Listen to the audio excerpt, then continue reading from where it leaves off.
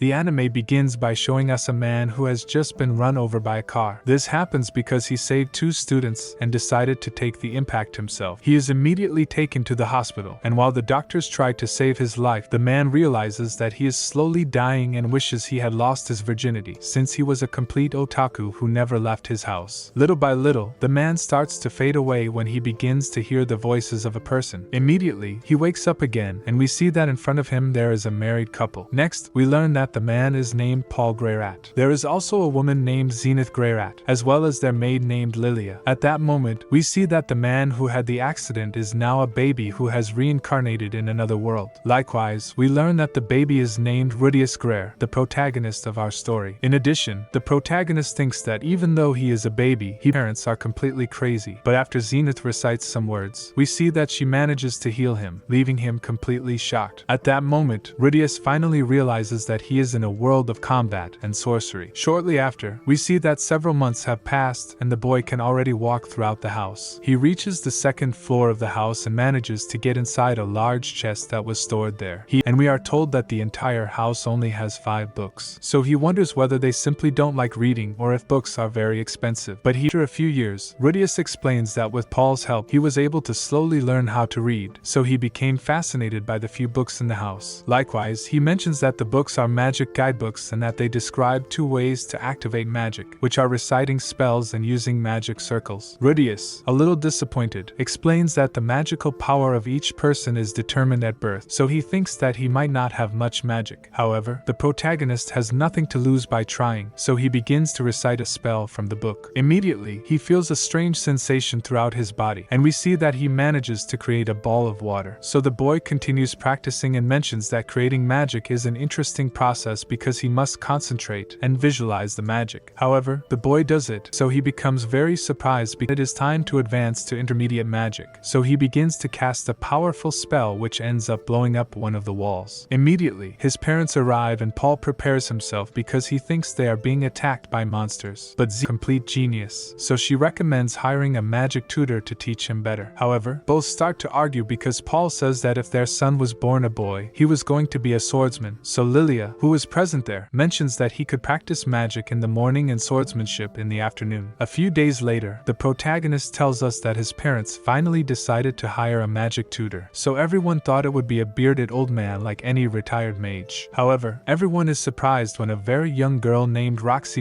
arrives at their house. While the protagonist observes her, he thinks she is his type of girl and mentions that he wants to marry her someday. However, the girl, somewhat doubtful, tells him that she hopes she won't waste her time because many parents usually convince themselves that their children have talent, so she will just do her best with him. After a while, we see the girl walking with the protagonist while explaining that there are 3 types of magic, which are attack magic, everything that is happening in his new life, because compared to his past life, he used to be a lazy man who spent all day playing video games. In a scene change, we see a memory of the protagonist from his past life, and immediately we see some men arriving at his house who, after beating him up, threw him out of the place. Feeling miserable, Rudius walked through the city in the rain, and it was right there when he saw some students arguing, who were about to be run over by a truck, which caused him to react in order to save them, and he ended up being run over and injured. Returning to the present, we see that Rudius is practicing his magic by making shapes out of earth, when suddenly he hears and mentions that his parents will soon make him a little sister, since they never stop doing the shameless act at any moment. The protagonist, being a complete pervert, thinks about going in and entering their room to see their expressions. However, he realizes that outside their door, Roxy is also doing naughty things, so he decides to go back to his room and thinks that he does not regret seeing her. 6 months later, the protagonist narrates that Roxy has been a great teacher since he can now use intermediate magic without any problems. He also mentions that he even received magic lessons at night. A few days later, we see that Roxy is reading a book about the origin of magic, the protagonist including children and even women, which caused all races to begin hating them, as well as being expelled from the demon continent. Right after that, she tells him that when she was a child, stories were created which were a bit childish, in which they said that if they stayed up late, the Suppard would come and eat them instantly. Finally, Roxy adds that the Suppard have a gem on their forehead, so she says that if he ever encounters one, he must run immediately. The girl begins to say that she does not like the color of her hair, but the protagonist, acting like a little flirt, tells her that he likes it, so Roxy tells him that if he feels the same way in 10 years, he can tell her again, clearly referring to the fact fact that the protagonist is very young. They do not have as many herbs and trees as here, so she enjoys the beautiful landscapes. Likewise, she shows him some mountains which are known as the Red Dragon Mountains. She explains that beyond them there is a country called Renoa. She adds that in Renoa there is the University of Magic of Renoa, which is the best magic school in the world. And regardless of race, everyone is welcome to study there. So she tells Rudius that if he wishes to continue learning magic, she recommends going. But the protagonist answers that the only teacher he needs is her. She tells him not to call her that, because she knows that in the future he will be much more powerful than she is. After a few months, a sword as a gift. He begins giving him a speech about the importance of knowing how to fight hand to hand, since in the future he will need to protect the people he cares about. Zenith also gives him a book as a gift, and the protagonist becomes extremely excited. Wand with a magical gem, and explains that it is used to amplify his power even more. Rudius thanks her and tells her that he will protect it with his life. Roxy, very proud of him, mentions that in such a short time he has managed, so he questions whether he will take advantage of this second chance. The next day but Rudius is extremely terrified of going outside due to his past traumas. However, we see that Roxy grabs him, and after getting on the horse with him, they head out immediately. A little later, the protagonist in the village is so kind, he gains confidence and thinks that no one would ever judge him in such a peaceful place. After a long while, they arrive at a large empty field, and the girl tells him that she will cast a sacred level water spell to show him what he must do. And we also see a great storm forming, and suddenly lightning falls onto the horse. This forces them to stop, and the girl immediately heals it. Afterwards, Roxy that she has already taken care of the horse. Then the protagonist begins chanting the spell and performs it even better than she did. Shortly after, they talk and Roxy congratulates him, since the protagonist is now a sacred level mage, and she tells him that she has nothing left to teach him.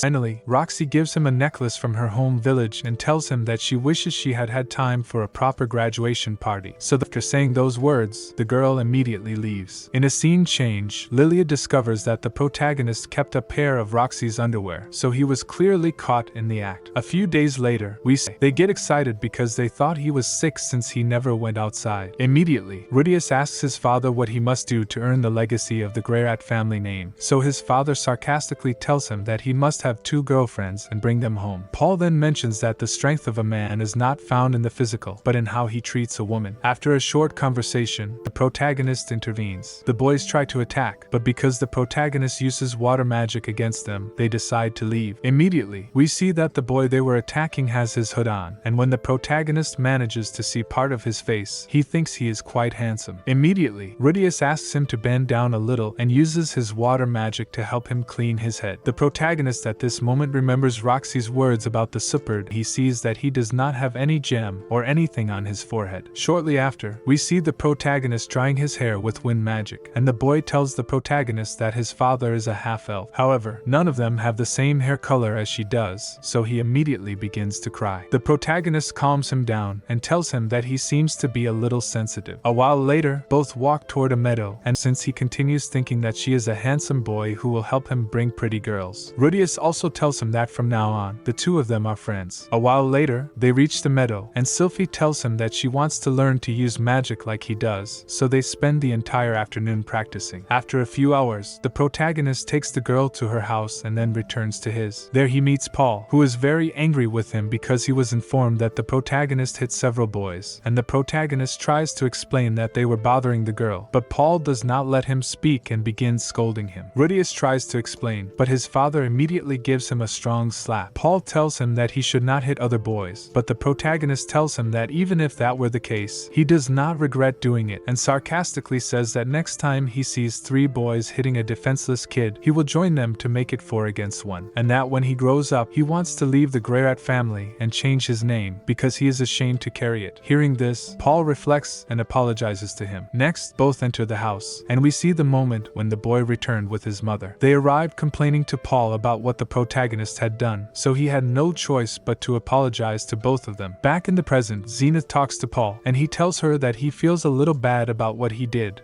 Also, the girl is interested in the spell the protagonist used the other day. Sylphie also thinks that she wants to learn how to cast spells without having to say them out loud, so the protagonist explains it to her, and both become extremely happy. At this point, Rudius still believes that she is obviously a boy. At that very moment, it begins to rain, so both head to the tells them that their hot bath is ready. The protagonist undresses in front of the girl, and we see that she becomes very embarrassed, but the protagonist tells her to undress and get in together. After taking off the girl's shirt, Rudius, a little confused, asks why she is embarrassed in front of him, and the protagonist manages to remove her pants and wonders if she is embarrassed because his little thing is small. He cannot remove her last piece of clothing at that moment, so he tells her that they should get in like that anyway. But just when he turns around and Sylphie lets her guard down, the protagonist pulls down her underwear like a true fan of Eki, leaving her completely naked. The girl begins to cry while Rudius mentions that he had only expected to find a small sword, but instead ended up seeing everything from the girl. Paul arrives immediately, and after taking the girl out, he and his father take a bath together. Rudius apologizes to him, and Paul, now a little more mature after what Roxy told him the other day, tells him to please apologize to her. Then both of them go downstairs, and we see that the protagonist is very embarrassed and apologizes, but he mentions that he thought she was a boy,